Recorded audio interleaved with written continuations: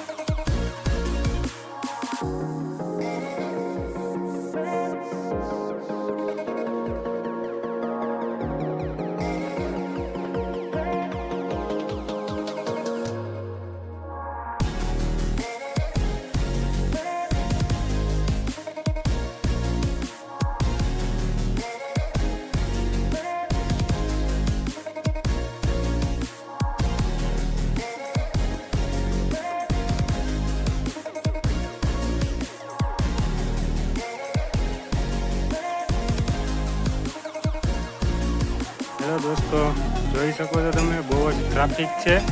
અમે દર્શન કરી લીધા છે પણ શું કહેવાય, વિડીયો ટાઈમે કંઈ બોલવા જેવું હતું નહીં, એટલા માટે ખાલી મ્યુટ વિડીયો રાખીને ઉતારેલું છે.